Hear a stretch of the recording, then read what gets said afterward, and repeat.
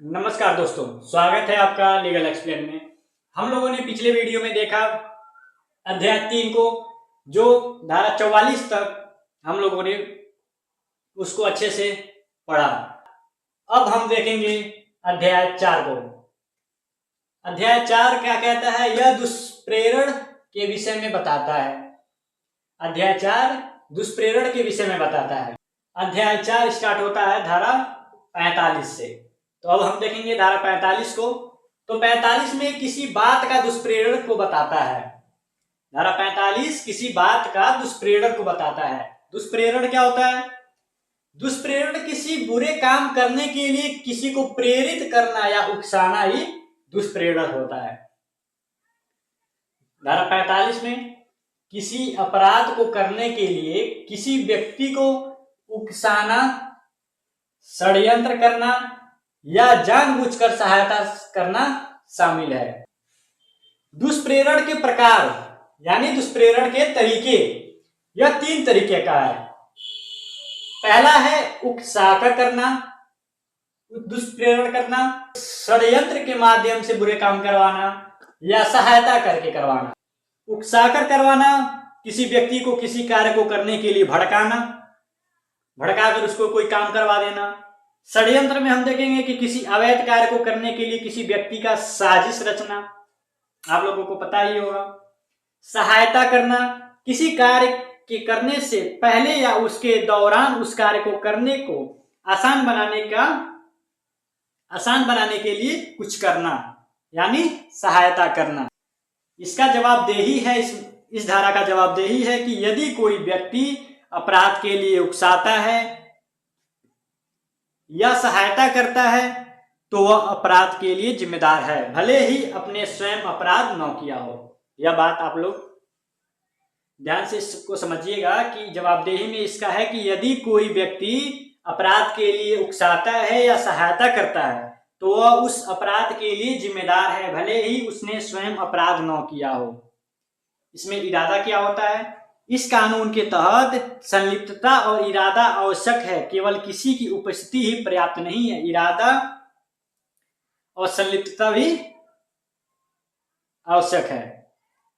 अवैध कार्य, यदि कोई व्यक्ति जानबूझकर किसी अवैध कार्य को करने के लिए किसी को उकसाता है या सहायता करता है तो यह दुष्प्रेरण माना जाएगा।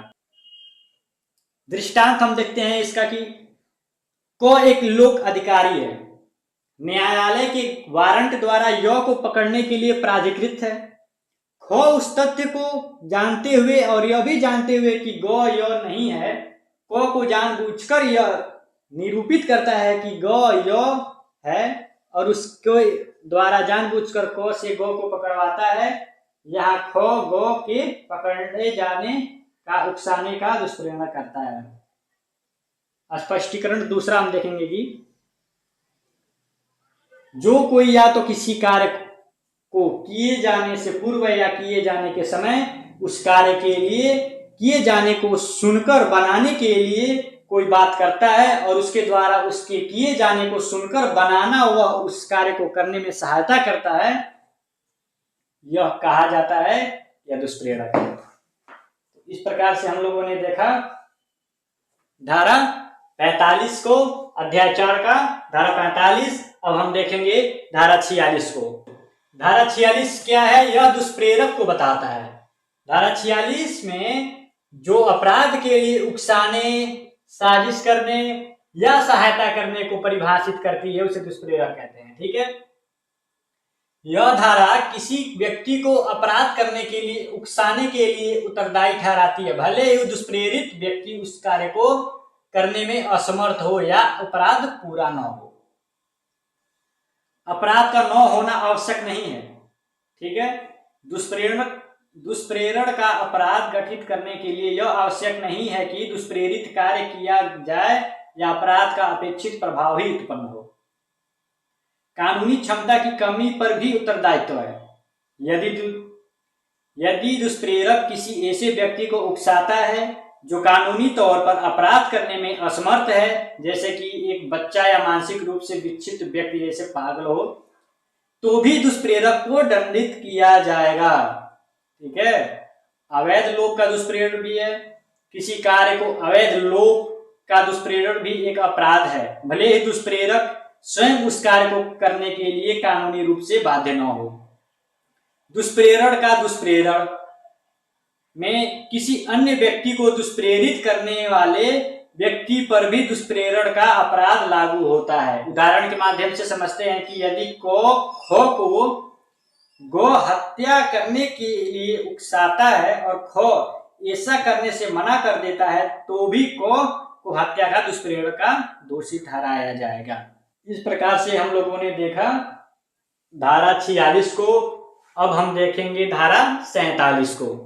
धारा 47 कहता है कि भारत से बाहर के अपराधों का भारत में दुष्प्रेरण। धारा 47 मतलब यह है कि यदि कोई व्यक्ति भारत में बैठकर किसी ऐसे कार्य को उकसाता है जो भारत में किया जाता तो एक अपराध होता, तो उसे भारत में ही उस अपराध के लिए दुष्प्रेरक माना जाएगा। यह धारा भारत के बाहर किए गए अपराधों के लिए भारत में उकसाने के कृत्य को अपराध मानती है। ठीक है, इसका उद्देश्य है कि यह सुनिश्चित करता है कि लोग केवल इसलिए अपराध से बच न सके क्योंकि अपराध भारत के बाहर हुआ है, बशर्ते उन्होंने भारत में रहकर इसे उकसाया हो। उदाहरण के माध्यम से हम देखेंगे कि यदि ए भारत में रहकर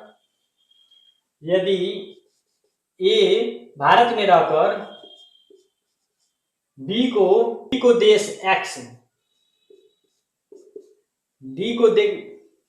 देश एक्स में हत्या करने के लिए उकसाता है तो ए को भारत में हत्या का दुष्प्रेरण का दोषी माना जाएगा। तो ए को भारत में हत्या के दुष्प्रेरण का दोषी माना जाएगा। इस प्रकार से हम लोगों ने देखा धारा 47 को। अब हम देखेंगे धारा 48 को। धारा 48 क्या है? धारा 48 भारत में अपराध के लिए भारत से बाहर दुष्प्रेरण करना। ठीक है, धारा 48 में किसी अन्य देश में बैठकर भारत में अपराध करने के लिए किसी को उकसाना अपराध होगा। यह न्यू धारा आया है, न्यू धारा ऐड हुआ है। ठीक है,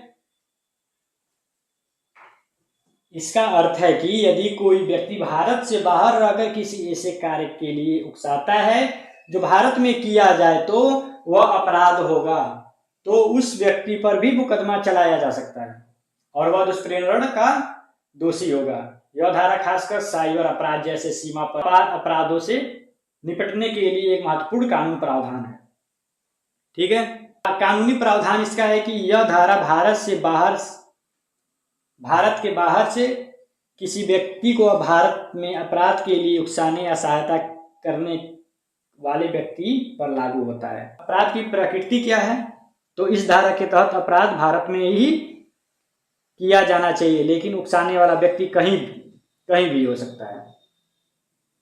उदाहरण के माध्यम से हम समझते हैं कि तो वाई देश में खो को भारत में हत्या करने के लिए उकसाता है तो खो हत्या के दुष्प्रेरण का दोषी होगा। ठीक है, उदाहरण के माध्यम से समझते हैं कि एक व्यक्ति जो विदेश में बैठा है वह फोन कॉल या ऑनलाइन संदेशों के माध्यम से भारत में किसी को अपराध करने के लिए उकसाता है तो उसे भी दोषी ठहराया जा सकता है। विदेश में बैठा कोई व्यक्ति भारत में आतंकवादी समूह को वित्तीय या सैन्य सहायता देता है तो उस पर भी इस धारा के तहत मुकदमा चलाया जा सकता है। इस प्रकार से हम लोगों ने देखा धारा 48। धारा 48 अब देखेंगे धारा 49। ठीक है, तो धारा 49 दुष्प्रेरण का दंड जब उसके दंड के लिए कोई बंद न हो तब बताता है। धारा 49 कहता है कि दुष्प्रेरण से ऐसा कार्य किया जाता है जिसके लिए इस संहिता द्वारा कोई उपबंध नहीं किया गया है तो वह उस दंड से दंडित किया जाएगा जो उस अपराध के लिए दंड उपबंध है। धारा 49 दुष्प्रेरण की सजा से संबंधित है, जो जब दुष्प्रेरित कार्य वास्तव में घटित होता है और उसके लिए कोई अलग से सजा का प्रावधान नहीं है। इस स्थिति में दुष्प्रेरण करने वाले को वही सजा मिलती है जो उस व्यक्ति को मिलती है जिसके वास्तव में अपराध किया है। किया था। यह नियम उकसाने, साजिश रचने या सहायता करने वालों को जवाबदेह ठहराता है। उदाहरण के माध्यम से समझते हैं कि यदि क किसी अपराध के लिए ख को उकसाता है और ख उस अपराध को कर देता है, तो क को भी वही दंड मिलेगा जो ख को मिलेगा। ठीक है। दूसरा देखते हैं कि यदि क और ख मिलकर य की हत्या की साजिश रचते हैं और ख हत्या कर देता है, तो क भी साजिश के माध्यम से हत्या का दोषी माना जाएगा और उससे हत्या के लिए निर्धारित दंड ही मिलेगा। ठीक है। तो हम लोगों ने देखा धारा 49 में दुष्प्रेरण का दंड, जब उसके दंड के लिए कोई बंद ना हो तब। अब हम देखेंगे धारा 50 को। धारा 50 क्या है? धारा 50 दुष्प्रेरण का दंड यदि दुष्प्रेरित व्यक्ति दुष्प्रेरक के आशय से भिन्न आशय से करता है तब। यह धारा उस स्थिति पर लागू होती है जहां उकसाया गया व्यक्ति अलग इरादे या ज्ञान से कार्य करता है। धारा 50 यह बताती है कि यदि कोई व्यक्ति किसी अपराध के लिए दूसरे को उकसाता है और उकसाया गया व्यक्ति अपराध करते समय उकसाने वाले से अलग इरादे या ज्ञान से काम करता है तो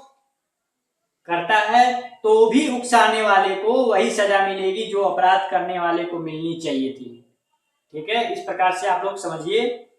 इसका मतलब है कि उकसाने वाला व्यक्ति अपनी मंशा के लिए जिम्मेदार होगा, भले ही अंजाम उसके इरादे से अलग हो। यह धारा सुनिश्चित करती है कि कोई भी व्यक्ति सिर्फ उकसाया था, मैंने खुद अपराध नहीं किया कहकर बच नहीं सकता है।